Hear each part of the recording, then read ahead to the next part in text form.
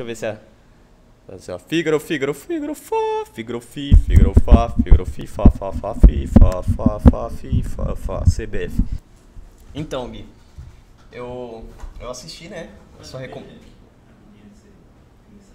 Eu vou depois. Gostei muito da entrevista, inclusive, muito. Eu não gostei de uma coisa, que não tinha um contraponto. No sentido que, tipo assim, tinha o Carioca, que tem uma posição mais à direita, mas que também não sabia verbalizar muito bem o que ele tava dizendo. Mas, no geral, gostei muito, e gostei muito da postura do Ciro Gomes, inclusive. Eu gostei muito da postura dele. Eu gostei muito. Aí eu inclusive, fiz, assim, começando esse projeto, né, no YouTube, eu quis dividir da seguinte forma, cara. Algumas coisas que eu vou falar da minha vida, eu vou até colocar o título com vlog na frente e vou fazer alguma coisa assim mais simples, mas bem falada. Quando eu for falar alguma coisa que é da minha opinião, eu vou falar com a minha opinião ali, vou dar na estrutura de opinião. Agora, quando eu for falar de alguma coisa assim que é um pouquinho mais séria, que precisa de um pouco mais de embasamento, aí eu vou tentar utilizar a ajuda de algum texto meu. Entendeu? Porque aí fica mais fácil. Porque como eu não tô fazendo nada com roteiro, principalmente agora no começo também, acho que nem vira eu inventar de fazer alguma coisa com muito complexa, entendeu? E aí, bem, e quando for no sentido de texto, eu quero fazer alguma coisa parecida com rádio. Então eu vou colocar editorial na frente. O texto que eu escrevi é uma análise do cenário político que está se configurando para as eleições de 2018. E se chama o seguinte, ó, nos Jogos do Trono, não Jogo dos Tronos, porque é só um trono, da política brasileira, Ciro Gomes é hoje o mais inteligente candidato. No dia 9/8/2017, durante o programa Pânico na rádio da Rede Jovem Pan, Ciro Gomes se apresenta como não sim candidato à presidência da República mais preparado e, diga-se de passagem, o mais nobre político do Brasil. Vide que ele realmente não se prende a certos formalismos, já que alega não ser candidato por questões burocráticas, ao mesmo tempo em que prega ser o homem do momento, não aquele lá de 2002, agora muito mais preparado. Eu falei essa questão do formalismo como uma brincadeira com o que ele falou do impeachment, né? Que ele fala que ali, na verdade, se configurou, é uma questão de formalismo que com ele é diferente, ele não aceitaria esse tipo de formalismo para tirar ele do cargo. Que a presidente caiu porque ela não é do ramo, senão ela não tinha caído. Isso é um fato, isso daí eu concordo com ele. Só que a interpretação dele da lei 1079 é dele. E eu ainda vou falar sobre isso. Isso é algo que já tem trânsito em julgado. Então aquilo é a opinião dele. Ou ele não acredita nas instituições, ou ele não acredita na Câmara dos Deputados. Ele não acredita no Supremo. Não. Aí ele não tem que acreditar na Câmara dos Deputados, porque foi quem teve aceitação. Ele não acredita no Senado Federal. Ele não acredita no Supremo. Ele não acredita em todos os juristas e afins que discordam da posição dele sobre que é golpe e não é golpe, certo?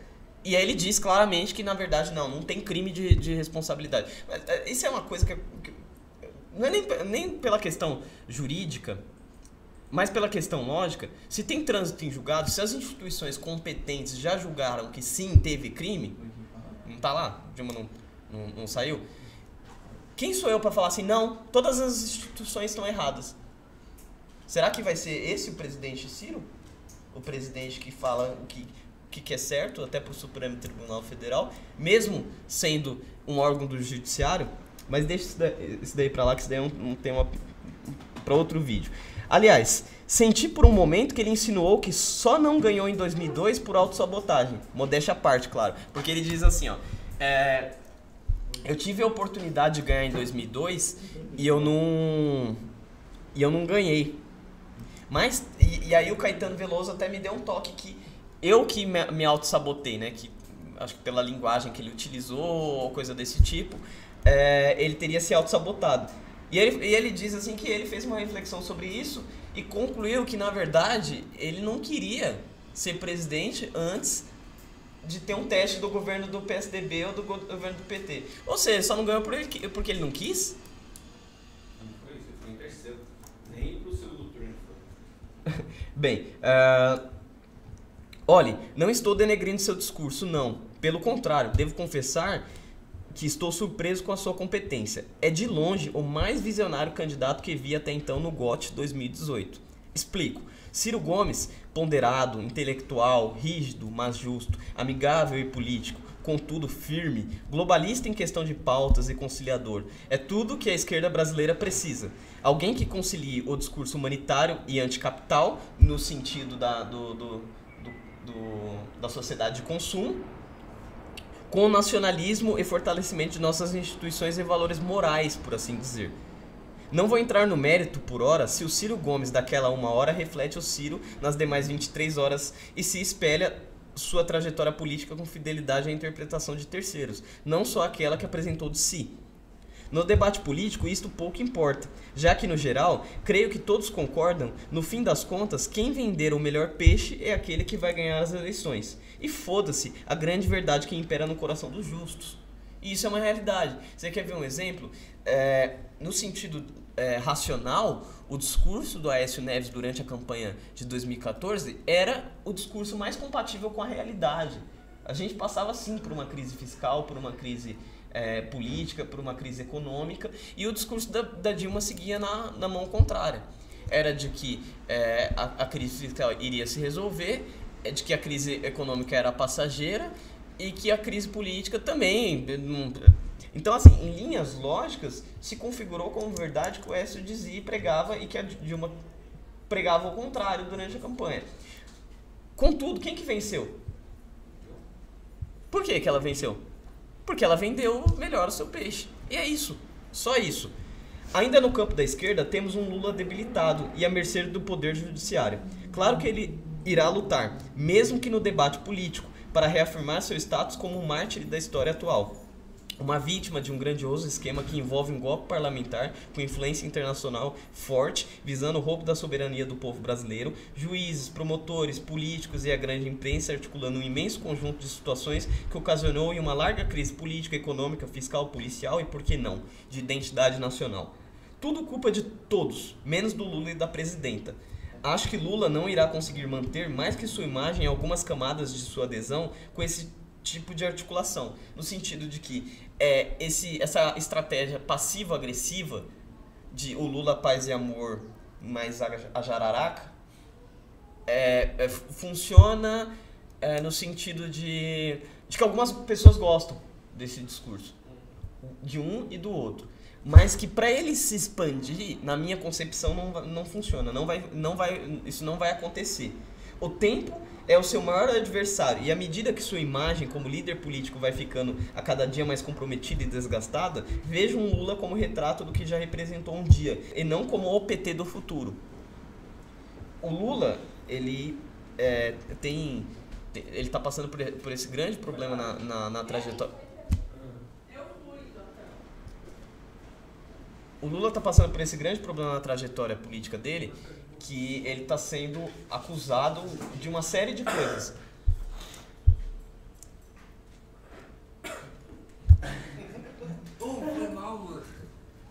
O Lula está passando por... Não. O Lula está passando por uma fase na trajetória política dele em que ele está sendo acusado de uma série de coisas. E isso tem um impacto de desgaste da imagem dele muito grande.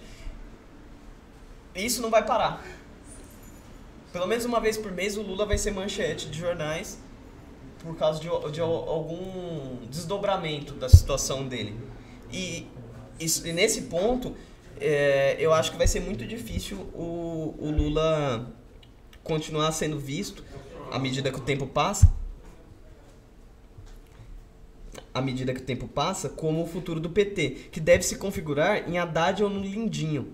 Ou, sei lá, algum dos outros membros do clube do Bolinha do Senado que hoje são oposição.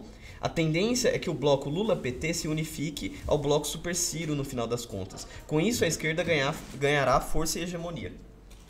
Sim, um pensamento centro-esquerda pode emergir com força a estes passos. em um futuro que começava a se configurar mais liberal no sentido econômico e conservador no que tange a valores morais, já que, além disto, temos ainda o eleitorado pró-Marina, que ao meu ver também irá se desgastar e ir migrando para o Super Ciro, já que muito claramente Marina não possui uma imagem forte.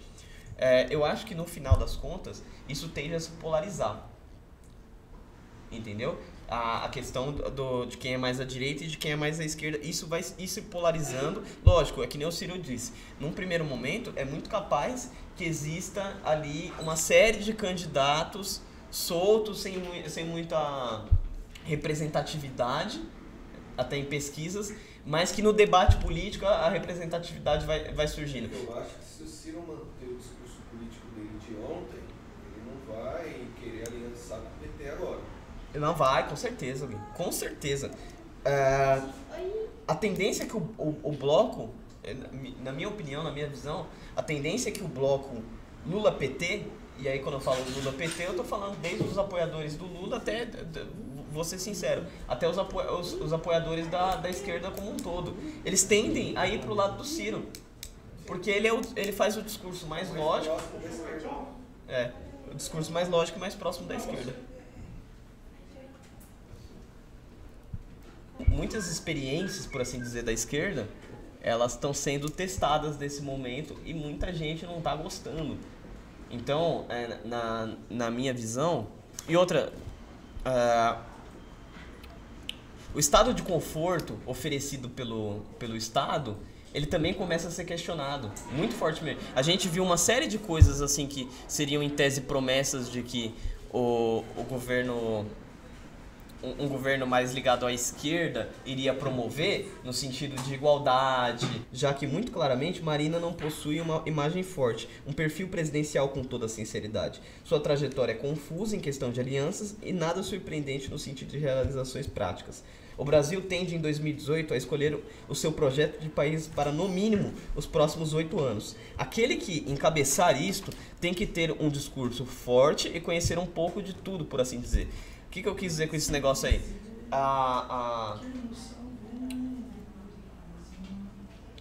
O Brasil tende a escolher um presidente firme em 2018. Um presidente que tem pulso, que sabe falar bem, que tem uma entonação forte, esse tipo de coisa. Isso é uma tendência. Nisso a imagem da Marina vai se desgastando. Teremos um Congresso totalmente novo, já que na minha visão, ao contrário do que se prega no dito popular, estamos progredindo e não regredindo na prática cidadã. Independente da sua ideologia, as pessoas estão participando mais de política. E isso é importante. E isso melhora a qualidade do Congresso. Quando as pessoas forem escolher os próximos deputados, a tendência é que os novos deputados, lógico que vai ter muita gente que vai ser reeleita, mas a tendência é que os novos deputados, eles venham com um perfil diferente, entendeu? Aí o MBL tem papel importante para a direita, no sentido de povoar cadeiras com um pensamento mais liberal e jovem, enquanto a militância de esquerda também terá que amenizar e, por favor, melhorar certos discursos, e assim sua base de adeptos também cresce e teremos um congresso mais ideológico independente do tal distritão. E com isso, lá em 2019, ou caminharemos para uma visão mais socialista, por assim dizer, ou manteremos e amplificaremos uma visão mais liberal no sentido econômico e, por consequência, no modo de vida das pessoas, buscando a desestatização e desregulamentação, claro. Ou, no final das contas, o que vai acontecer é que a gente vai ter um governo mais autoritário, com fortalecimento de corporativismo e de intervenção estatal em nossas vidas das formas mais distintas possíveis, mesmo que à direita. O que será que vai acontecer em 2018? O que a gente merecer. Mas e o Jair Bolsonaro? Sim, aí vos digo que caminharemos para algo mais ligado ao tom nacionalista, de apelo à identidade nacional, corporativista e de intervenção estatal na fórmula do sucesso, ou na fórmula do que é certo e errado. Explico. Jair Bolsonaro de fato utiliza o discurso de representação. Óbvio, já que sua carreira deriva, como bem dito pelo Super Ciro, da representação de uma categoria, de uma corporação. O mesmo ocorre quando diz não possuir um plano de projeto de país bem definido, um esquema de governança e demais itens essenciais para o discurso nacional. O discurso de um líder da nação que não se preocupa apenas em representar uma linha de pensamentos ou uma minoria de sei lá o que. Para ser presidente, Jair Bolsonaro tem que copiar o discurso do Ciro, pô. Pode falar. De quem? Vamos ali na sala deles que eu tô falando que tá sendo fumaça do estabilizador dela. Para ser presidente, Jair Bolsonaro tem que copiar o discurso do Ciro, pô. Vai ter que assistir sim House of Cards do Ciro Gomes. Vai ter que assistir House of Cards mesmo e focar em uma estratégia de marketing menos combatível, mais conciliadora. Da forma que caminhamos, a direita mais conservadora pode perder muito espaço no campo político fora da área evangélica e católica, claro, que tende a crescer. E não pode perder este espaço se quiser difundir seus pensamentos. A tendência é que realmente exista no Congresso, um Congresso nas próximas eleições um pouco mais conservador, no sentido de moral, bons costumes, por assim dizer, sabe? Mas que se a direita não conseguir eleger um presidente alinhado com isso perde a força sim, dentro do Congresso, perde bastante a força. Porque o projeto de governança talvez não vá muito para a linha que a direita mais conservadora espera. E aí chegamos a João Dória e Geraldo Alckmin, ambos representando um projeto de forma... Meu Deus, Eric. Aí chegamos a João Dória e Geraldo Alckmin, ambos representando um projeto de certa forma mais liberal. Inegavelmente o PSDB tem base para lançar um candidato competitivo. Contudo, acho o PSDB um partido covarde. Explico. O PSDB nunca foi uma boa oposição ao governo petista. Nunca soube ser combatível de uma maneira a policiar em tempo hábil e evitar tudo aquilo que mais pra frente eles pregaram que o PT fez. E não que não tenha feito, viu? É só porque se teve mensalão, se teve petrolão, se teve todos os mandos, desmandos, compra de parlamentares daqui, da colar, no governo petista, e o PSDB não foi aquele que expôs isso daí. Tem uma máxima que se você acha que está sendo enganado por apenas um dos lados, é porque você não está prestando atenção a essa história. Traduzindo, o PSDB foi uma oposição morna ao PT.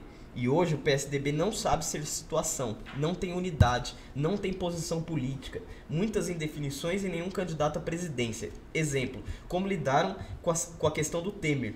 Muitos diriam que foram espertos ao não tomar posição, mas como um partido que não toma posição para ficar bem nas redes sociais e órgãos de imprensa, quer ser um partido governista?